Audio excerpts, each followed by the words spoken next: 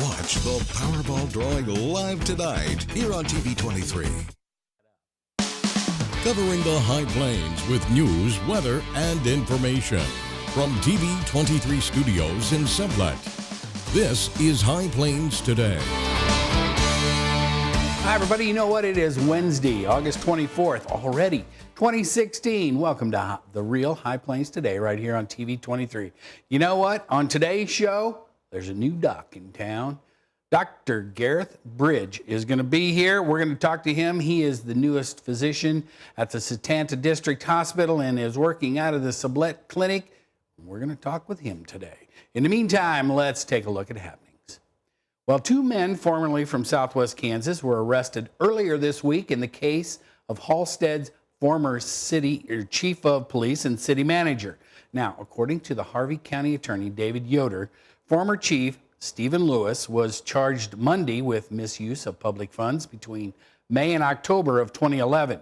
Now, charges were filed against Halstead's city manager, J.R. Hatfield, also. He faces one count of perjury, which Yoder says happened on or about December 8th of 2015. Yoder says the charges related to his official acts related to his employment as city manager. Now, Lewis's bond is set at $3,000, which he has since posted, and Hatfield's bond was set at $2,500, which he has since posted. Now, first appearance for both men is set for November 29th. And beginning September 13th and running until November 15th, the Dodge City Police Department will be hosting the Citizens Police Academy. Now, the classes are for those interested in becoming citizen auxiliary members. The classes will be held every Tuesday starting at 7 p.m. until 10 p.m. with an additional meeting one Saturday to have weapons training at the firing range. The course will be conducted by members of the Dodge City Police Department, Ford County Sheriff's Office, Ford County Communications, and the Ford County Sheriff's Office. I think I said that. Anyway, a new license plate has been rolled out promoting tourism and helping to crack down on uninsured drivers in Oklahoma, and it was unveiled yesterday. The new plate features a depiction of the state bird, the scissor-tailed flycatcher, and promotes the Oklahoma Department of Tourism's website, travelok.com. Now, two visible boxes for registration decals displaying the month and year separately are still part of the plate design. The new plates will be printed on prismatic sheeting to make them more visible at night. Now, drivers will begin to receive the new plates in January of 2017. And by the way, we will be carrying the travelok.com television show starting this Saturday at 2:30 right here on TV 23. And starting in 2017, the Garden City Recreation Commission will no longer be managing the big pool. The change, which will turn management over to the city, will not take effect until the Garden City Commission votes on the recommendation at its September 6th meeting. It's likely that will be the course taken. Now, due to a significant investment by the city to repair the aging pool, and because of the likelihood that the pool will need continued repair, city staff concluded it would be best for the city to take over pool operations. The Garden City Recreation Committee started managing the big pool, which is owned by the city, back in 2003. And fairs are known for their agricultural roots. This year's Kansas State Fair will hone in on Kansas' economic backbone. New this year is the Ag Passport. Now, fairgoers can pick up a passport at one of 5 spots. The stops this year will include the fair's birthing center, milking parlor, agriculture department in the Pride of Kansas building, Ag Central in the Ad Astra Pavilion, and Prairieland Partners booth at 300 Fort Leavenworth. Now, children can complete all 5 Ag Passport stops and show the completed passport to the Fair Administration Office and receive a prize. And don't forget, coming up tomorrow, as a matter of fact, we're going to give away another one of our 30-ounce Yeti Rambler tumblers. All you got to do to enter, though, is send us an email, cup@kdgltv.com, or a postcard at TV 23 KDGL, P.O. Box 447, Sublette, America 67877. We'll get you one of these babies right here. All you got to do is make sure you put your name and address on it so we know where to send it. We'll be drawing for this one tomorrow. Be back with a wet-looking forecast, which is kind of needed after this.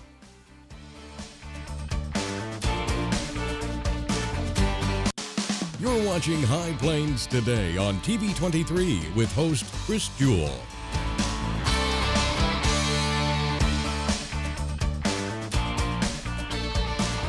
TV 23's internet service and 4G live streaming provided by United Wireless. Coverage you deserve. Service you expect. United Wireless. I think someone at my friend's school has this thing called autism. My friend's brother's son has autism. My neighbor's son has autism. My son has autism. Autism is getting closer to home.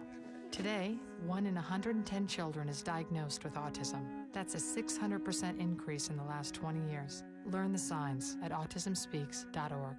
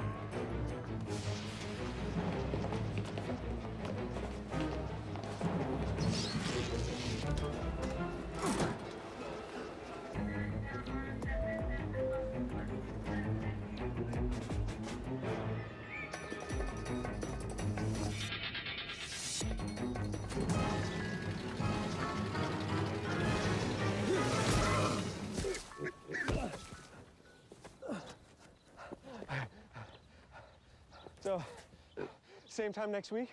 Well, of course. Put away a few bucks, feel like $1 million.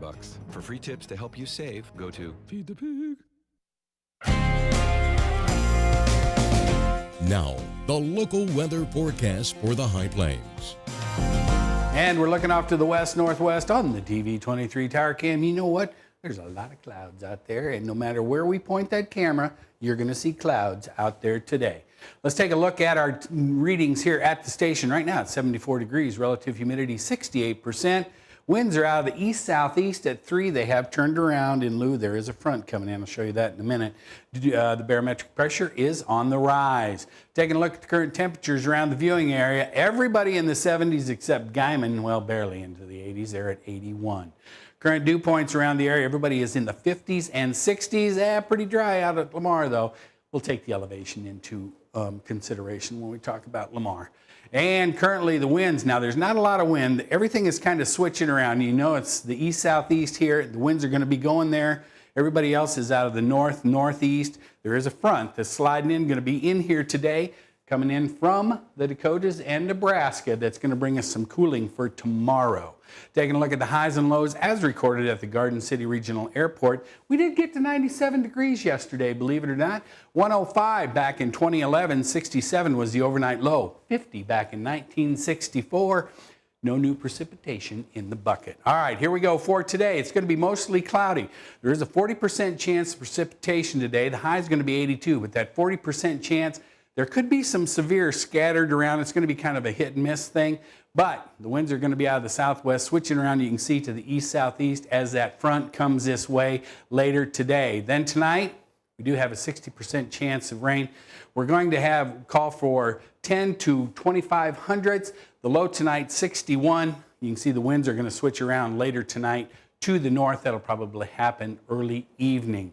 And then tomorrow, that chance of precipitation is going to stick around. 40% chance for tomorrow. The high tomorrow, though, comfortable, 76 degrees. Winds are going to be out of the north at 13. Tomorrow night, we still have a 30% chance hanging around. Low of 59. Winds are still going to be out of the north direction at 11. Now, as we look at the 7-day, you can see there's a lot of clouds, a lot of rain percentage on that graphic right there. It's going to carry us all the way into the weekend. We are going to start to warm up back into the lower to mid 80s. going into next week. And as we get closer to next week, we'll take a look and see what the precipitation is going to be. Otherwise, that's a look at the weather. Be back with the markets and Dr. Bridge after this.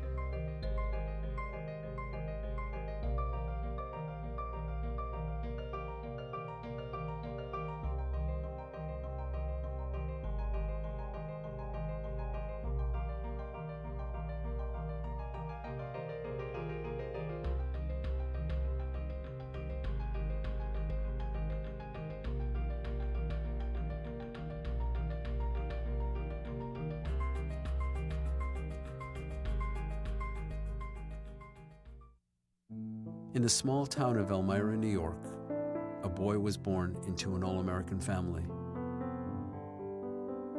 The odds of him achieving his dream in the fashion industry? 1 in 23 million. The odds of having a child diagnosed with autism? 1 in 88. I am Tommy Hilfiger, and my family is affected by autism. Learn more at autismspeaks.org/signs. It's not his new group of friends. It's not the video games. It's not the neighborhood. Mom, do I have to go to school today? The biggest threat to your child's future could be you. Every day they miss, even in middle school, puts their graduation at risk.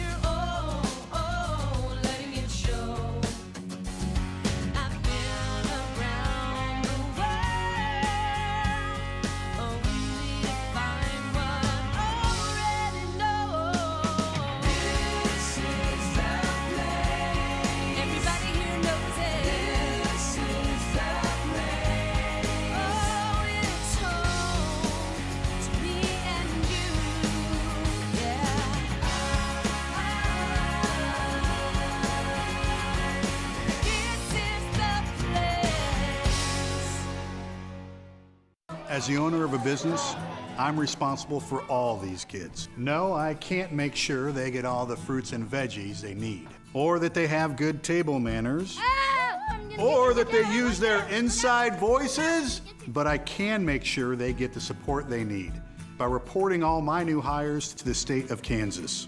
When you report new hires, you make sure non-custodial parents pay their child support so kids get what they need to succeed in life. Join me in doing one simple thing to help kids. You realize that 49 million Americans struggle with hunger? That's 1 out of every 6 Americans. These people are around us every day. They're our friends, they're our coworkers, their kids go to school with our kids. Sometimes we're not even aware that they're struggling. This problem is closer than you think. So is the solution. Play a role in ending hunger. Visit feedingamerica.org/hunger and find your local food bank.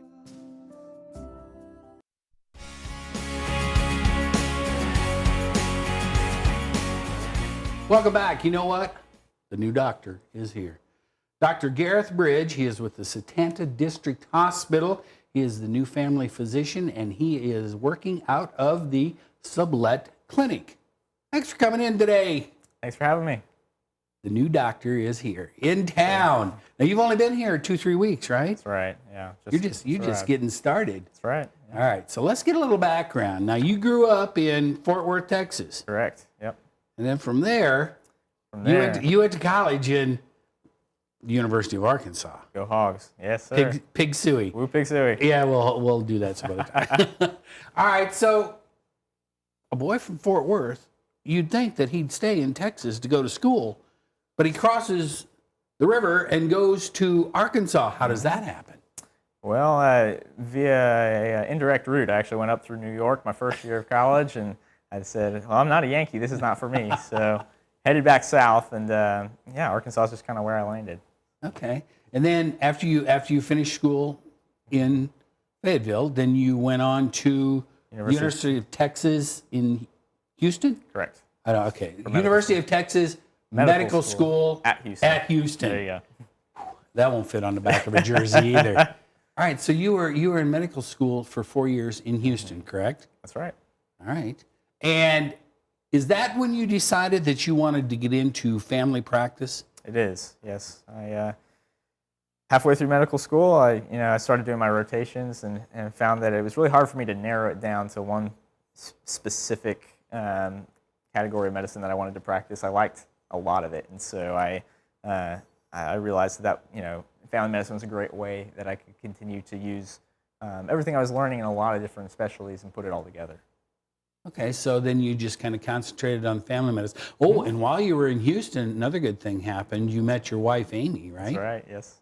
All right, and she's from Auburn, Alabama. Correct. All right, so how did your wife, Amy, end up for you to meet her in Houston from Auburn, Alabama? Well, obviously, you know how I got there. I was in medical school. Yes. So for Amy, she had signed up with a program called Teach for America, which brought her from Auburn and placed her in Houston, where she was working in underserved school districts there, teaching preschool. And so that's how she ended up there. Okay, and she did that, for 4 or 5 years? She'd done that while you were in med school? She was about 2 or 3 years in when I met her. We met at church, and then she worked another couple of years after that. Yeah. Okay. Oh, and you have well, he's not brand new. He's like a year and a half new, but you do have a son named Connett? Connett, that's right. Okay. Yeah. And so, and you're living in Satana. That's right. So, yeah, you see this guy walking around in Satana, you go, oh, yeah, that's the new doc. Right? Yep, we're in the brick house on the corner. The brick house on the corner. Yeah. Okay. So after you finished med school in Texas, in Houston, then you applied for different residencies around, and then you kind of settled on Memphis? Yep. Yeah, I went to a residency program called Resurrection Health in Memphis, Tennessee. It's a Christian-based program, and yeah, we got a lot of great medicine training and also just spiritual care training as well. Okay. So, and you were in residency, what, for 3 years? Yes. Okay, and that was all. Now, is the residency all based on, being a family physician? Yes, it's a family medicine residency. Okay. Yeah. All right, so you kind of pick what you wanted to do. So once you get out, then you look at residency programs for family medicine. You said you applied at several? Yeah, about 16 of them, yeah. Really? And then how do you narrow it down after 16? Well, you got to figure out how many interviews you want to take. Start with that, and I think I took half of them. Yeah, just kind of compare and contrast as you go and figure out where you're supposed to be. That's 8 interviews. That's still... Yeah. All right, so what does a residency interview consist of? Is it like a job interview? I wouldn't know, but... Yes, you meet with the program director, you meet with faculty. They're selling the residency program to you as much as you're trying to sell yourself to them. Okay. They show you the hospital. They show you the clinic. You get to ask all the questions you want to know about how things run and what kind of educational experience I'm going to have and how I'm going to be able to impact the community. Those are the things that went through my head. So you went, okay, Memphis, it's all you. Besides that, they have good barbecue. That's true. Yeah. Yep. All right. Now here's my big question. Okay. Your wife is from Auburn, Alabama, and she went to Auburn. Coincidence? I think not. Okay. You're from Fort Worth. You went to school in Arkansas. Your residency in Memphis. Mm-hmm. All these towns are pretty good sized. That's right. And you are working out of the Satanta District Hospital at the family clinic in Sublette, Kansas. Mm-hmm. What brought you to the Satanta District Hospital in Sublette? Yeah. When you get towards the end of your residency program, you start looking for the next step. And for family medicine, I really wanted to be able to do what we call broad spectrum family medicine, where you really do use a lot of the skills you learn in residency. A lot of family medicine programs will train you to just sit in a clinic and that's all you do. But I wanted to be able to continue to work in the hospital, do a lot of procedures, be able to take care of patients in a more holistic type of experience. So you look for rural, you look for the further west you go actually in the country, the more family medicine has this broad spectrum characteristic to it. So I did look all over the country, and we visited a couple different places that we thought could be a good option. I spoke with Jeremy Klingenpeel, the CEO of the hospital here. Dr. Pauls, of course, in Satanta, was instrumental in encouraging us to come out and visit. And once we got here, we really realized that this was a great fit for us. You're right, we have not been in a small town before, so that's new. We are going through a little bit of the culture shock there, but we are really enjoying ourselves here. And ultimately, we want to be able to invest in a town and be able to really provide a service that's needed. So, and we were talking before we went on air, and he said he and his wife, you drove from Memphis, last fall? Yeah. And came out and interviewed at the hospital? Right. And so you drove from Memphis to Satanta, Kansas. I think the GPS got lost somewhere in the middle. And on the way, Amy said, no. No. But now she's sold on the idea. Oh, absolutely, right? Yes, yeah. It took a little bit of time to kind of come around to the idea of transitioning from big city, inner city life where we were living to quite the opposite. But we are really enjoying the small town life, and getting to know our neighbors is something that we really appreciate, and we're trying to make a good effort there. So yeah, it's been good. So as far as practicing medicine, are there is it a lot different than being in the metropolitan situation as opposed to being out here? It is. Yeah, one of the first things you realize is we don't have all the same resources that you have in a bigger city. At our hospital, there's me, there's Dr. Pauls when he's on call, and of course we have a nurse practitioner and a PA. But we don't have any specialists that we can consult if we have a question, or if we have a patient that is decompensating or needs a surgical evaluation. We can't do that. So we have to think a lot more about when do I transfer this patient to a higher level of care, or what equipment does this patient need that we don't have available. Sure. And that's just the way it is in smaller towns. So I think that's probably one of the biggest changes coming from residency, where you train in an academic medical center and you have everything at your disposal. And so, yeah, big transition there. Okay. Dr. Bridge, we're glad you're here, though. Thank you. Welcome to Sublette. Welcome to Southwest Kansas. Thank you so much. All right, that's him. That's your new doctor. Satanta District Hospital, Dr. Gareth Bridge. Stop in the Sublette Clinic and just say hi. Introduce yourself. You're going to know a lot of people by first name before this is all said and done. Looking forward to that. All right. Thanks, Dr. Bridge, for being here today. And stick around. I'll be back with just a bit more after this.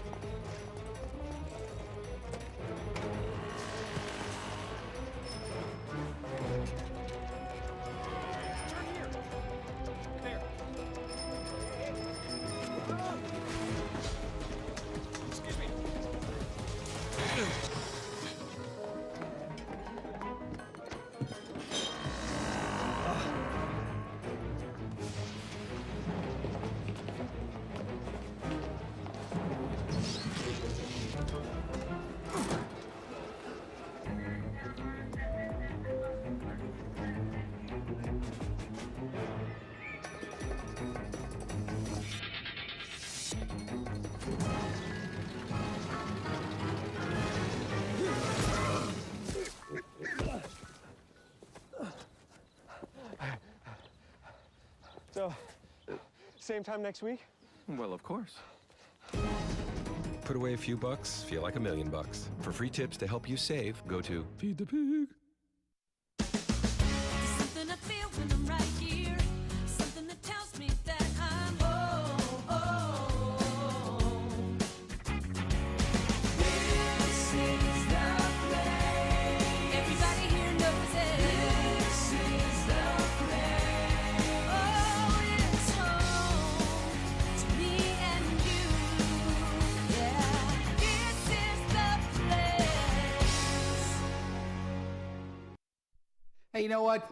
Yordano Ventura escaped 2 threats before turning the game over to the bullpen with a 1-0 lead, and the Kansas City Royals, that meant another victory. Ventura pitched 6 innings, and the Royals extended their winning streak to 9 games last night by meeting the Miami Marlins 1-0. Now, 3 relievers closed out the win and extended the bullpen streak of 32 consecutive shutout innings since August 10th. Now, that broke the franchise record of 29 2/3 consecutive innings set back in, holy mackerel, 1969. Royals take on the Marlins again tonight in Miami. And let's take a look at our weather before we get out of here today. 74 degrees, relative humidity has come up to 68%. Oh yeah, it's 76 degrees. Winds are out of the east-southeast, still at 3. Barometric pressure is on the rise. Now, we do have a pretty good chance of some rain, as you can see all the clouds out there, for today into tomorrow. Now, there's a 60% chance today, high of 82, 40% carrying over into tomorrow. We do have a chance of rain pretty much for the next 7 days. So there you go. All right, go out and make it a great Wednesday, everybody. We'll have Adam, our entertainment correspondent, tomorrow. See you then. Keep up to date with the latest information from TV23 on our Facebook page, KDGLTV.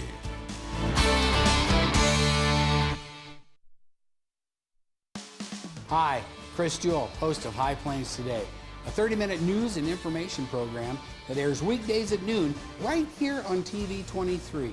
We talk about news, we talk about sports, we talk about weather, we're even going to talk entertainment. We'll have live guests right here on set with me. So, every day at noon, tune in, High Plains Today. We'll see you then. Weekdays here on TV23.